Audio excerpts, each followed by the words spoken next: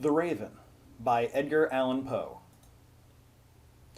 Once, upon a midnight dreary, while I pondered weak and weary over many a quaint and curious volume of forgotten lore, while I nodded, nearly napping, suddenly there came a tapping, as of someone gently rapping at my chamber door.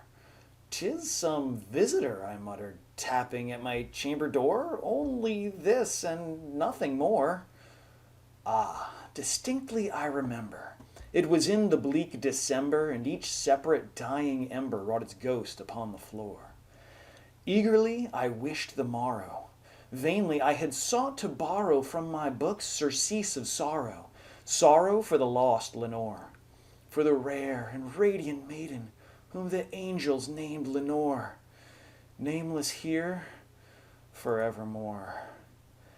And the silken, sad, uncertain rustling of each purple curtain thrilled me, filled me with fantastic terrors never felt before, so that now, to still the beating of my heart, I stood repeating, "'Tis some visitor entreating entrance at my chamber door, some late visitor entreating entrance at my chamber door. This it is, and nothing more." Presently my soul grew stronger, hesitating then no longer. "Sir," said I, "or madam, truly your forgiveness I implore, but the fact is I was napping, and so gently you came rapping, and so faintly you came tapping at my chamber door, that I scarce was sure I heard you." Here I opened wide the door. Darkness there, and nothing more. Deep into that darkness peering, long I stood there wondering, fearing, doubting, dreaming dreams no mortal ever dared to dream before. But the silence was unbroken, and the stillness gave no token, and the only word there spoken was the whispered word, "Lenore." This I whispered, and an echo murmured back the word, "Lenore."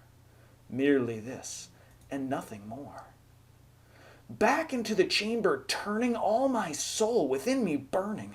Soon again I heard a tapping somewhat louder than before. "Surely," said I, "surely that is something at my window lattice. Let me see then what thereat is, and this mystery explore. Let my heart be still a moment, and this mystery explore. 'Tis the wind, and nothing more." Open here I flung the shutter, when with many a flirt and flutter in there stepped a stately raven of the saintly days of yore. Not the least obeisance made he, not a minute stopped or stayed he, but with mane of lord or lady perched above my chamber door, perched upon a bust of Pallas just above my chamber door, perched and sat, and nothing more. Then this ebony bird, beguiling my sad fancy into smiling, by the grave and stern decorum of the countenance it wore, "Though thy crest be shorn and shaven, thou," I said, "art sure no craven, ghastly, grim, and ancient raven, wandering from the nightly shore.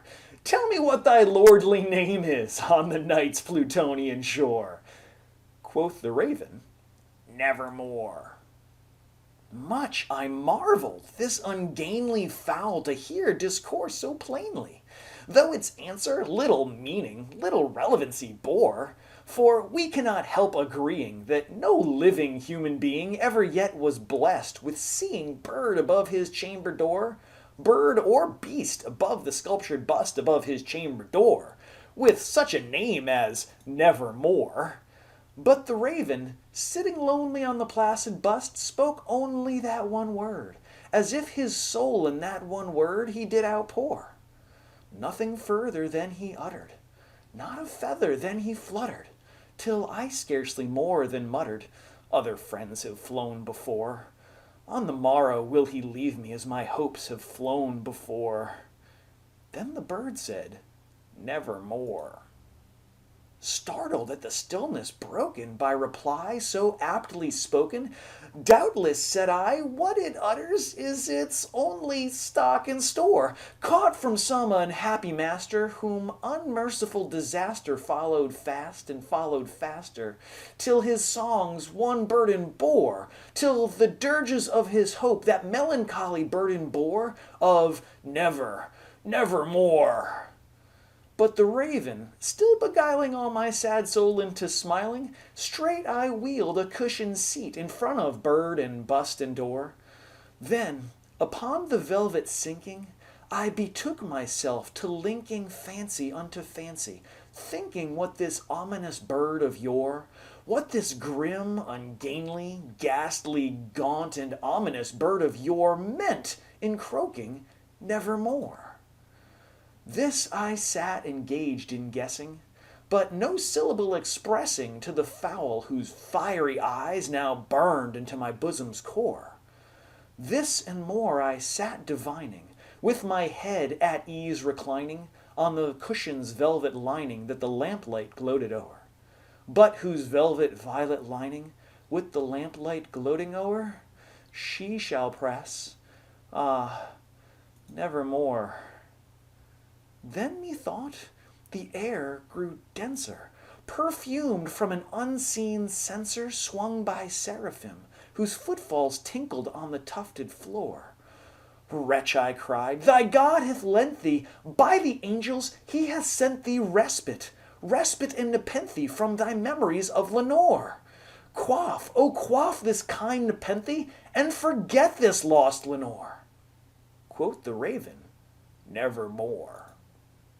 Prophet, said I, thing of evil, prophet still if bird or devil, whether tempter sent or whether tempest tossed thee here ashore, desolate and all undaunted, on this desert land enchanted, on this home by horror haunted. Tell me, truly I implore, is there balm in Gilead? Tell me, I implore. Quoth the raven, nevermore. Prophet, said I, thing of evil, prophet still if bird or devil, by that heaven that bends above us, by that God we both adore, tell this soul with sorrow laden if within the distant Aidenn it shall clasp a sainted maiden whom the angels named Lenore. Clasp a rare and radiant maiden whom the angels named Lenore. Quoth the raven, nevermore. Be that word our sign of parting, bird or fiend, I shrieked, upstarting. Get thee back into the tempest and the night's Plutonian shore. Leave no black plume as a token of that lie thy soul hath spoken. Leave my loneliness unbroken. Quit the bust above my door. Take thy beak from out my heart, and take thy form from off my door.